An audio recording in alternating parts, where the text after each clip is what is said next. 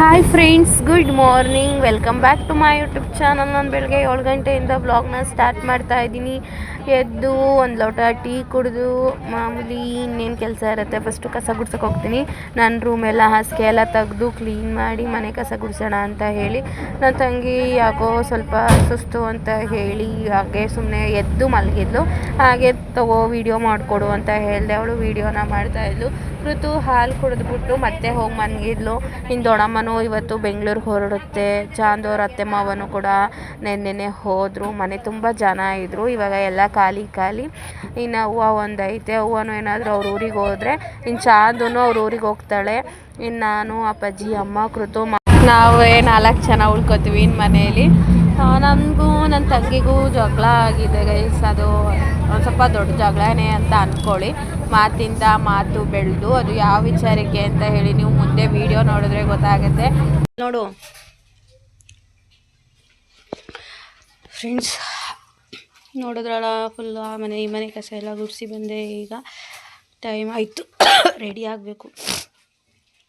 ಮಾಮೂಲಿ ಕೋಲ್ಡು. ನನಗೆ ಈ ವೆದರ್ ಬತ್ತು ಅಂದರೆ ಕೋಲ್ಡು. ಕೃತು ಇವತ್ತು ರಜಾ ಹಾಕ್ಸು ಅಂತ ರಾತ್ರಿಯಿಂದನೂ ಹಠ ಏನೇನೋ ಇಟ್ಕೊಂಡು ಆಟಾಡ್ತಾ ಇದ್ದಾಳೆ. ದೊಡ್ಡಮ್ಮನು ಬೆಂಗಳೂರಿಗೆ ಹೊರಟೈತೆ ಇವಾಗ. ಚಾಂದು ತಿಂಡಿಗೆ ಪುಳಿಯೋಗರೆ ಮಾಡ್ತಾ ಇದ್ದಾಳೆ. ನಮ್ಮಮ್ಮ ನೀರು ಬರುತ್ತೆ ಅಂತೇಳಿ ಡ್ರಮ್ಮು ಕಡೆ ಎಲ್ಲ ತೊಳೆದು ಬೆಳಗ್ಗೆ ಎದ್ದು ಬಾಕ್ಲಲ್ಲಿ ನೀರು ಹಾಕಿ ಎಲ್ಲ ಮಾಡಿ ಈಗ ಲಾಸ್ಟ್ ಬಟ್ಟೆ ನೆನೆ ಹಾಕೈತೆ. ಬಟ್ಟೆ ಒಗಿಬೇಕು ಅಂತ ನಾನು ಘಾಟ್ ಜಾಸ್ತಿ ಆಗ್ಬಿಟ್ಟೈತೆ. ಅನ್ನ ರೆಡಿ ಆಗೈತೆ.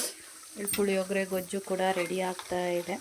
ನಾನು ಹೋಗ್ಬಿಟ್ಟು ರೆಡಿ ಆಗ್ತೀನಿ ಇವಾಗ. ಹಾಯ್ ಹೇಳಿ. ಫುಲ್ ರಶ್ ಆಗಿತ್ತು ಮುಂಡೂರು ಬಸ್ಸಲ್ಲಿ. ಕೃತು ಅಂತೂ ಫುಲ್ಲು ಒಳ್ಳೊಳ್ಳೆ ಥರ ಆಡ್ತಾಯಿದ್ಲು. ಅಲ್ಲಿ ನಮ್ಮೂರು ಗೇಟ್ ಹತ್ರ ಸ್ಕೂಲ್ ಮಕ್ಕಳನ್ನೆಲ್ಲ ಇಳಿಸ್ತಾರೆ. ಅಲ್ಲಿ ಇಳಿಸಿದ್ಮೇಲೆ ಸ್ಟ್ಯಾಂಡ್ ತನಕ ಫ್ರೀಯಾಗಿ ಕೂತಿದ್ಲು. ಬರಬೇಡ ಕಂಚಿನು, ಬೇಡ ಕಂಚಿನು ಅಂದರೆ ಹಠ ಮಾಡ್ಕೊಂಡು ಬಂದ್ಲು. ಅಲ್ಲೂ ರಾಮನಾಥ್ಪುರ ಹೋಗೋ ಬಸ್ಸು ಕೂಡ ಫುಲ್ಲು ರಶ್ ಇತ್ತು. ಎಷ್ಟು ಹೇಳಿದ್ರು ಕೇಳಲಿಲ್ಲ. ಬಿತ್ತು 4 ಗಂಟೆ 10 ನಿಮಿಷ. ಐಸ್ ಕ್ರೀಮ್ ಬೇಕಂತೆ. ನಮ್ಮೂರು ಸ್ಟ್ಯಾಂಡ್ ಹತ್ರ ಬೇಕ್ರಿ ಹತ್ರ ಇದ್ದೀನಿ. ಐಸ್ ಕ್ರೀಮ್ ಬೇಕು ಅಂತ ಹಠ ಮಾಡ್ತಾಯಿದ್ರು. ಇದಾ ಇಷ್ಟ, ಅದಕ್ಕೆ ಈಗ ಅವಳಿಗೊಂದು ನನಗೊಂದು ಇಬ್ರಿಗೂ ತೊಗೋತೀನಿ. ಈಗ ಅವಳು ತಿಂದರೆ ನನಗೂ ತಿನ್ನಬೇಕು ಅನಿಸುತ್ತೆ. ಅಷ್ಟೊತ್ತಿಂದ ಹಠ ಮಾಡ್ತಿದ್ಲು. 5 ನಿಮಿಷದಿಂದ ಬೇಡ ಅಂತ ಸುಮ್ಮನಾಗಿದ್ದೆ. ಇವಾಗ ತೊಗೊಡ್ತಾ ಇದ್ದೀನಿ. ನೋಡಿ ಟೀಚರ್ ಸಿಕ್ಕಿದ್ರು, ಮಾತಾಡ್ತಾ ಇದ್ದೆ. ನೋಡಿ ಅಲ್ಲಿ ಹೋಗ್ತಾ ಇದ್ದಾರೆ. ನಮಗೆ 4:15 ಬಸ್ಸು 4:20ಕ್ಕೆ ಬರ್ತಾ ಇದೆ. ಟೈಮ್ ಆಗೋಯ್ತು. ಬನ್ನಿ ಇವಾಗ ಬಸ್ಗೆ ಹತ್ತೋಣ.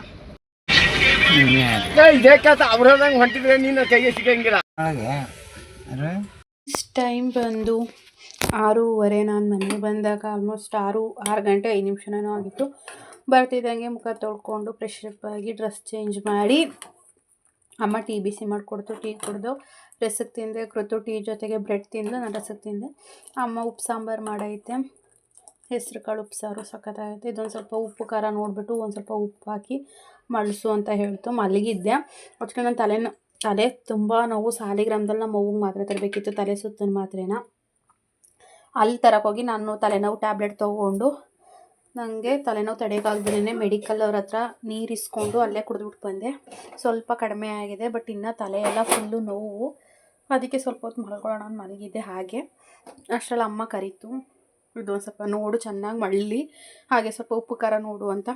ಅದಕ್ಕೆ ಎದ್ದು ಬಂದೆ. ನೀರು ಬಿಟ್ಟಿಲ್ಲ ಗೈಸ್. ತೊಟ್ಟಿ ಕಡೆ ಎಲ್ಲ ಫುಲ್ ಖಾಲಿ. ಅಂದರೆ ನೆಂಟರೆಲ್ಲ ಇದ್ರಲ್ವ ಮನೇಲಿ, ಜಾಸ್ತಿ ನೀರು ಬೇಕಿತ್ತು. ಅದಕ್ಕೋಸ್ಕರ ನೀರೆಲ್ಲ ಖಾಲಿ ಆಗ್ಬಿಟ್ಟೈತೆ. ಸಂಪಿಂದವ ಅಮ್ಮ ನೀರು ಹೊಡಿಬೇಕು ಅಂದ್ಬಿಟ್ಟು ಮೋಟ್ರೆಲ್ಲನೂ ಹಾಕೈತೆ. ಮೋಟ್ರ್ ಹಾಕ್ಕೊಂಡೈತೆ. ಇಲ್ಲ ಅಂದರೆ ನಾನು ಬರ್ತಿರ್ಲಿಲ್ಲ. ಮೋಟ್ರ್ ಹಾಕೈತೆ. ಅದಕ್ಕೆ ಬಾಯಿಲಿ ಅಂತ ಕರೀತು. ಅದಕ್ಕೆ ಬಂದೆ. ಹೆಸ್ರು ಕಾಳು ಒಗ್ಗರಣೆ ಏನು ಮಾಡಲ್ವೇನೋ, ತಿನ್ನೋಣ ಸ್ವಲ್ಪ. ಹೆಸ್ರು ಕಾಳು ಆರೋಗ್ಯಕ್ಕೆ ಒಳ್ಳೆಯದು. ಈ ಕೆಲಸದಿಂದ ಇವಾಗ ಬತ್ತು. ನಾನು ಗುಲಾಬಿ ತೊಗೊಂಡೋಗಿತ್ತು ಬೆಳಗ್ಗೆ ಹೋಗಿದ್ದು. ಇವಾಗ ಬತ್ತು. ಟೀ ಇಡವ ಅಂತ ಹೇಳ್ತು. ಸ್ವಲ್ಪ ಟೀ ಇಡ್ತಾಯಿದ್ದೀನಿ. ಕೃತುನೂ ಚಾಂದೂ ಅಲ್ಲಿ ರೂಮಲ್ಲಿ ಆಟ ಆಡ್ತಾವ್ರೆ. ನೋಡೋ ಕಿರಿಸ್ತಿರ, ನಿಮಗೆ ಕೇಳಿಸ್ತಿದ್ಯೋ ಏನೋ ನಂಗೆ ಗೊತ್ತಿಲ್ಲ. ಅಪ್ಪಾಜಿ ಹಾಲು ಮೊಸರು ಮಾಮೂಲಿ ಗೋಬಿ ತೊಗೊಬಂದೈತೆ.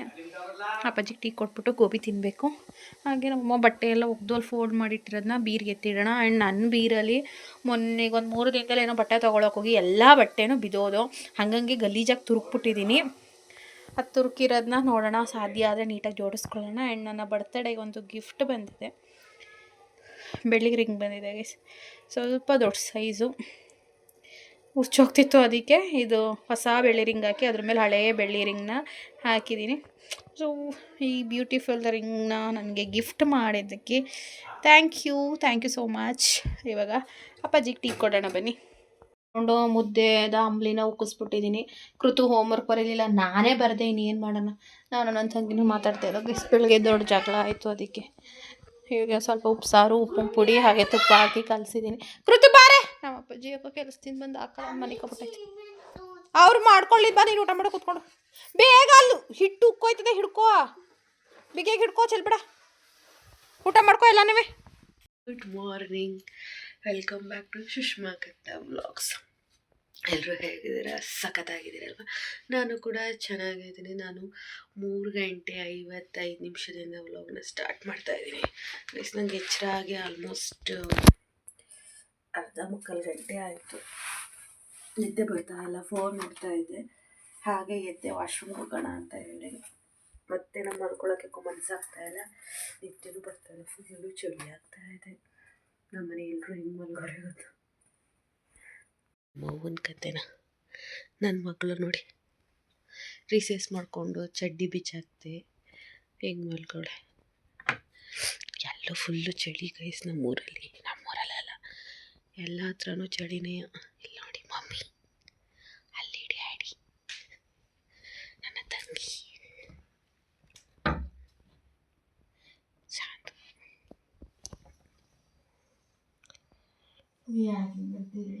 ಹೇಳಮ್ಮ, ನಿದ್ದೆ ಬರ್ತೇಲ್ಲ?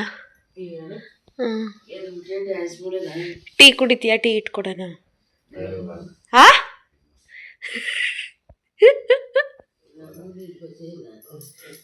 ಎಲ್ಲ ಎದ್ದು ಕೂತ್ಕೊಳ್ಳಿ, ಎಲ್ರಿಗೂ ಟೀ ಇಟ್ಕೊಡ್ತೇನೆ. ನೋಡ್ದ, ನಮ್ಮನೆ 4 ಗಂಟೆಗೆ ಎಲ್ಲ ಎದ್ದವ್ರೆ. ನಾನು ಒಬ್ಬಳೇ ಎದ್ದಿದ್ದೀನಲ್ಲ ಅಂತ ತುಂಬ ಫೀಲ್ ಮಾಡ್ಕೊತಾ ಇದ್ದೆ. ನನ್ನ ಜೊತೆ ಕಾಫಿಗೆಲ್ಲ ಜಾಯ್ನ್ ಆಗ್ತಾರೆ ಇವಾಗ. ಕಚ್ಕೊಬಿಟ್ಟೈತೆ ಬಡ್ಡಿದು. ಪ್ರಾಬ್ಲಮ್ ಇದೆ ನನಗೆ, ಈ ಥರ ಚಳಿ ಅಥವಾ ಮಳೆ ಟೈಮ್ ಬಂತು ಅಂದರೆ ನನಗೆ ತುಂಬ ಬೇಗ ಶೀತ ಆಗುತ್ತೆ. ರಗ್ಗಲ್ಲಿದ್ದ ಚಳಿ ಆಗ್ತಾರೆ, ರಗ್ಗಿಂದ ಆಚೆ ಬಂದಮೇಲೆ ಚಳಿ ಆಗ್ತಿತ್ತು ಅಂತೇಳಿ ಸ್ವೆಟರ್ ಬ್ಲ್ಯಾಕ್ ಕಲರ್ ಜರ್ಕಿನ್ ಹಾಕ್ಕೊಂಡೆ. ಮತ್ತು ಸೀನ್ ಜಾಸ್ತಿ ಆಗೋಯಿತು. ನನ್ನ ಬೀರಲ್ಲಿ ಒಂದು ಕುರ್ತಾ ಸೆಟ್ಟು ವೇಲ್ ಸಿಕ್ತು ಸದ್ಯಕ್ಕೆ, ಅದನ್ನು ಕಟ್ಕೊಬಂದೆ. ಆಗ್ತಾಯಿಲ್ಲ, ಮೂಗು ಇರಿಟೇಟ್ ಆಗ್ತಾಯಿದೆ. ಮೂಗಲ್ಲ, ಮೂಗೊಳಗಡೆ ಕರ್ಮಂಗ್ರು ಏನೇನೋ ಮಾತಾಡ್ತೀನಿ.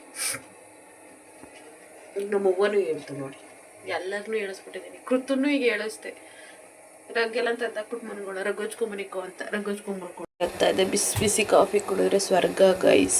ನಾನು ಈಗ ಎರಡು ವರ್ಷದ ಹಿಂದೆ ಸಂತು ಅವ್ರು ಹೋದ ಹೊಸದ್ರಲ್ಲಿ ಬಿಗ್ ಬಾಸ್ ಬಂತಿತ್ತಲ್ಲ, ಆಗ 11 ಗಂಟೆ ರಾತ್ರಿ ತನಕ ಒಬ್ಬಳೇ ಟಿ ವಿ ನೋಡಿವಿನಿ ಆಯಿತಾ. ಟಿ ವಿ ನೋಡಬೇಕಾದ್ರೆ ಬೇಜಾರಾಗೋದು ಅಂತ ಹೇಳಿ ಒಂದು ಸಲ ಮ್ಯಾಗಿ ಮಾಡ್ಕೊಂಡಿವಿ, ಇಲ್ಲ ಒಂದೊಂದು ಸಲ ಈ ಥರ ಮನೇಲಿ ಫ್ರಿಡ್ಜಲ್ಲಿ ಹಾಲಿರೋದೆಲ್ಲ ಏನೋ ಕಾಫಿ ಇಟ್ಕೊಂಡು ದೊಡ್ಡ ಲೋಟದಲ್ಲಿ ಕಾಫಿ ಇಟ್ಕೊಂಡು ಒಬ್ಬಳೇ ಕೂತ್ಕೊಂಡು ಕಾಫಿ ಕುಟ್ಕೊಂಡು ಬಿಗ್ ಬಾಸ್ ನೋಡಿವೆ.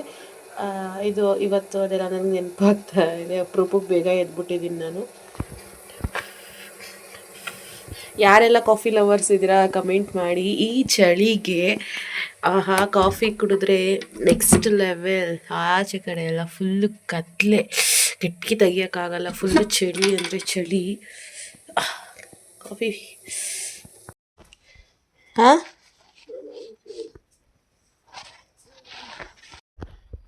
ಅಪ್ಪಾಜಿ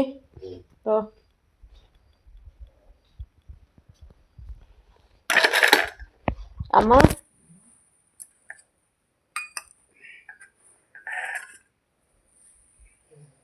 ತಗೊಳಮ್ಮ. Good morning. ಮತ್ತು ನಾನು ಮಲಗಿದ್ದೆದ್ದು 6:05 ಎದ್ದು ಮುಖ ತೊಳ್ಕೊಬಂದಿದ್ದೀನಿ. ಅಮ್ಮಂಗೆ ಏನು ತಿಂಡಿ ಮಾಡೋದು ಅಂದರೆ ಟೊಮೊಟೊ ಪಲಾವ್ ಮಾಡು ಅಂತು. ಕೃತಜ್ಞ ಎದ್ದು ನನ್ನ ತಂಗಿ ರೂಮ್ಗೆ ಹೋಗಿ ಮಲ್ಕೊಂಡವಳೆ. ಮತ್ತೆ ನಾನು ಪಕ್ಕದಲ್ಲಿ ಇರಲ್ವಲ್ಲ, ಹಾಗಾಗಿ ಎದ್ದರೆ ನಮ್ಮ ಚಾಂದು ಇದ್ದರೆ ನಮ್ಮ ಚಾಂದು ಹತ್ರಕ್ಕೆ ಹೋಗ್ಬಿಟ್ಟು ಮಲ್ಕೋತಾಳೆ. ಅದೊಂದು ಅಭ್ಯಾಸ ಅವಳಿಗೆ. ಎಚ್ಚರ ಆಗೋಳೆ. ಈಗ ಅವಳಿಗೆ ಹಾಲು ಕಾಯಿಸ್ತಾ ಇದ್ದೀನಿ. ಹಾಲು ಕಾಯಿಸ್ಬಿಟ್ಟು ಸಾಂಬಾರು ಬೇಯಿಸಿಟ್ಬಿಟ್ಟು ಟೊಮೊಟೊ ಪಲಾವ್ ಮಾಡೋಣ. ನೆನ್ನೆ ಸಮ್ ರೀಸನ್ಸಿಂದ ನನಗೂ ನನ್ನ ತಂಗಿಗೂ ಜಗಳ ಆಯಿತು. ಅಮ್ಮಂಗೂ ಮಂಡಿ ನೋವು ಜಾಸ್ತಿ ಆಗ್ಬಿಟ್ಟಿದೆ.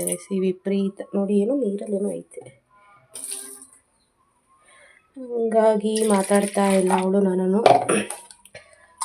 ಯಾವಾಗ ಮಾತಾಡ್ತೀವೋ ಗೊತ್ತಿಲ್ಲ. ಅದಕ್ಕೆ ಯಾವ ರೀಸನ್ ಏನು ಅಂತ ನನಗೆ ಹೇಳೋದ್ರಲ್ಲಿ ಏನಿಲ್ಲ, ಬಟ್ ನನ್ನದೇ ಸ್ವಲ್ಪ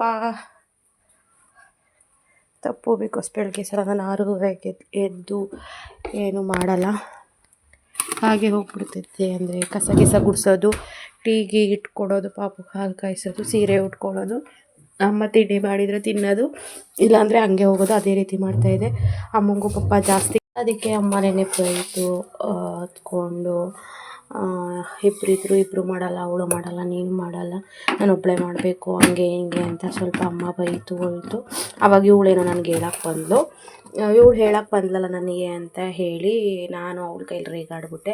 ಅದು ಎಲ್ಲಿಂದನೋ ಎಲ್ಲೆಲ್ಗೋ ಮಾತು ಹೋಗಿ ಇಬ್ರಿಗೂ ಜಗಳ ಆಯಿತು. ಗೊತ್ತಲ್ಲ, ಹೆಣ್ಮಕ್ಳು ಜಗಳ ಅಂದರೆ ಎಲ್ಲಿಂದನೋ ಎಲ್ಲಿಗೆ ಹೋಗ್ಬಿಡುತ್ತೆ, ಜಗಳ ಆಯಿತು. ಹಾಗಾಗಿ ನಾನು ನೆನ್ನೆಲೇ ಡಿಸೈಡ್ ಮಾಡಿದೆ, ಬೇಗ ಹೇಳಬೇಕು, ಅಟ್ಲೀಸ್ಟ್ 5:30ಗೆ ಎದ್ದು ಕಸ ಎಲ್ಲ ಗುಡಿಸಿ ತಿಂಡಿ ಮಾಡಿಟ್ಟು ಹೋಗಬೇಕು ಅಂತ ಹೇಳಿ. ಬಟ್ ಏನು ಅಂತ ಗೊತ್ತಿಲ್ಲ, ರಾತ್ರಿ 8:30 ಮಲ್ಕೊಬಿಟ್ಟಿದ್ದೀನಿ. ಇವಾಗ ನೋಡಿದ್ರೆ ಬೆಳಗಿನ ಜಾವ 4 ಗಂಟೆಗೆ ಎಚ್ಚರ ಆಯಿತು. ಮತ್ತೆ ಹೋಗಿ 5:30 ಮಲ್ಕೊಂಡವಳು. ಈಗ 6:05ಕ್ಕೆ ಎದ್ದಿದ್ದೀನಿ. ಈಗ ಟೊಮೊಟೊ ಗೊಜ್ಜಲ್ಲ, ಟೊಮೊಟೊ ಪಲಾವ್ ಮಾಡೋಣ ಬನ್ನಿ. ರೆಡಿ ಆಯಿತು. ಕೃತು ಟೊಮೊಟೊ ಪಲಾವ್ ತಿನ್ನಲ್ಲ ಅಂತ ಹಠ ಮಾಡಿಕೊಂಡು ಮ್ಯಾಗಿ ತೊಗೊಬಂದಿದ್ದಾಳೆ. ಅವಳಿಗೆ ಮ್ಯಾಗಿ ಮಾಡಿಕೊಡ್ತಾ ಇದ್ದೀನಿ. ವೆದರು ಫುಲ್ ಚಳಿ ಗೈಸ್. ಇದೊಂದು 5 ನಿಮಿಷ ವಿಷಲೆಲ್ಲ ಇದಾದಮೇಲೆ ಪಲಾವ್ ಹಾಕೊಂಡು ತಿಂದ್ಬಿಟ್ಟು ಈಗ ರೆಡಿಯಾಗಿ ಹೊರಡ್ತೀನಿ ನಾನು ಡ್ಯೂಟಿಗೆ. ಈ ಪಲಾವ್ ರೆಡಿಯಾಗಿದೆ. ಟೇಸ್ಟ್ ಮಾತ್ರ ಸಖತ್ತಾಗಿದೆ. ಕಡಿಮೆ ಇಂಗ್ರೀಡಿಯೆಂಟ್ಸ್ನ ಬಳಸ್ಕೊಂಡು ಮಾಡಿರೋಂಥದ್ದು. ಕೃತು ಮ್ಯಾಗಿ ರೆಡಿಯಾಗಿದೆ. ಕೃತು ಮ್ಯಾಗಿ ತಿಂತ ಕೂತವಳೆ ಬೆಳಗ್ಗೆನೇ. ರೆಡಿ ಆದೆ. ಈ ಥರ ಏನೇನಿಲ್ಲ ರೈಸ್, ನಾನು ಹೊರಡ್ತಾ ಇದ್ದೀನಿ. ಸ್ವಲ್ಪ ಕೋಲ್ಡ್ ಇದೆ. ಆವಾಗಲೇ ಹೇಳಿದ್ರೆ ನಾನು ತಂಗಿ ಮಾತಾಡ್ತಾ ಇಲ್ಲ, ಸ್ವಲ್ಪ ಬೇಜಾರಿದೆ. ಬಟ್ ಒಂದಾಗ್ತೀವಿ, ಅದೆಲ್ಲ ಕಾಮನ್ ಅಲ್ವಾ ಅಕ್ಕ ತಂಗಿರಿರೋ ಮನೇಲಿ. ಆ್ಯಂಡ್ ಯಾರು ಕಣ್ಣು ಬಿತ್ತೋ ಗೊತ್ತಿಲ್ಲ, ಸ್ವಲ್ಪ ಜೋರಾಗಿ ಜಗಳ ಆಡ್ಬಿಟ್ಟಿದ್ದೀವಿ. ಅವಳು ಮಾತಾಡಿಸ್ತಾ ಇಲ್ಲ, ನಾನು ಮಾತಾಡಿಸ್ಲಿ ಅಂತ ಅವಳು ಮಾತಾಡಿಸ್ತಾ ಇಲ್ಲ, ಅವಳು ಮಾತಾಡಿಸ್ಲಿ ಅಂತ ನಾನು ಮಾತಾಡಿಸ್ತಾ ಇಲ್ಲ. ಆ್ಯಂಡ್ ಹೇರ್ ಆಯಿಲ್ ಬಗ್ಗೆ ಒಬ್ಬರು ಪಬ್ಬಿ ಸಿಸ್ಟರ ಯಾರೋ ಕೇಳಿದರು ನೀಟಾಗಿ ಎಕ್ಸ್ಪ್ಲೈನ್ ಮಾಡಿ ಅಂತ. ನಾನು ಸ್ವಲ್ಪ ಬ್ಯುಸಿ ಇದೆ, ಎಕ್ಸ್ಪ್ಲೈನ್ ಮಾಡೋಕ್ಕಾಗಿರಲಿಲ್ಲ. ಫುಲ್ ನನ್ನ ಹೇರ್ ಫಾಲ್ ಫುಲ್ ಕಡಿಮೆ ಆಗಿದೆ. ಏನು ತಲೆ ಬಾಚಿದ್ರೆ ಒಂದು 10ರಿಂದ 15 ಹೇರ್ ಬರ್ಬೋದೇನೋ ಅಷ್ಟೇ. ಫುಲ್ಲು ಕಡಿಮೆ ಆಗೋಗಿದೆ. ನಿಮಗೆ ಯೂಸ್ ಆಗಬಹುದೇನೋ, ಬಟ್ ಡಾಕ್ಟರ್ನ ಕನ್ಸಲ್ಟ್ ಮಾಡಿ ತೊಗೊಂಡ್ರೆ ಒಳ್ಳೆಯದು. ನೋಡಿ, ಕೇಳಿದ್ರಲ್ಲ ಅಂತ ಹೇಳ್ತಾ ಇದ್ದೀನಿ. Aloe vera hair oil blend of natural herbal extracts. ನೀಟಾಗಿ ನೋಡ್ಕೊಳ್ಳಿ.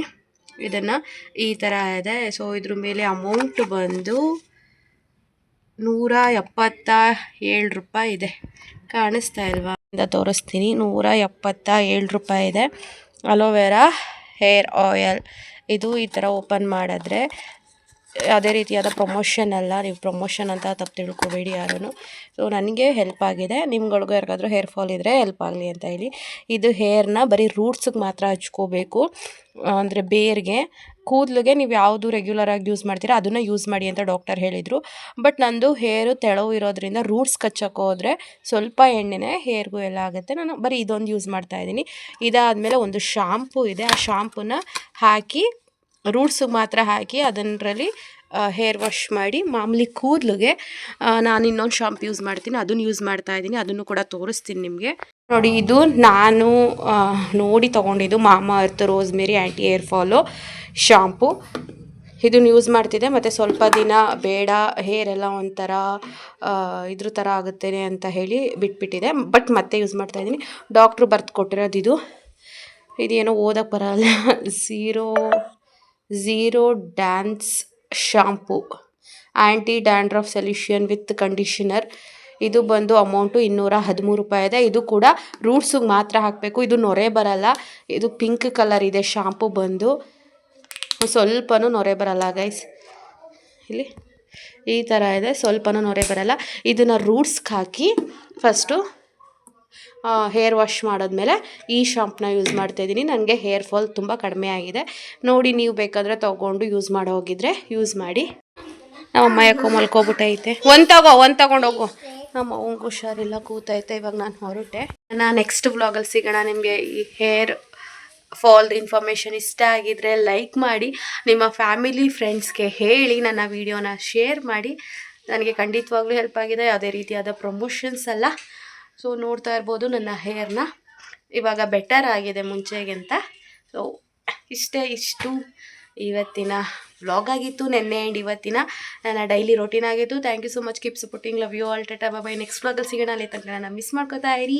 ಬಾಯ್.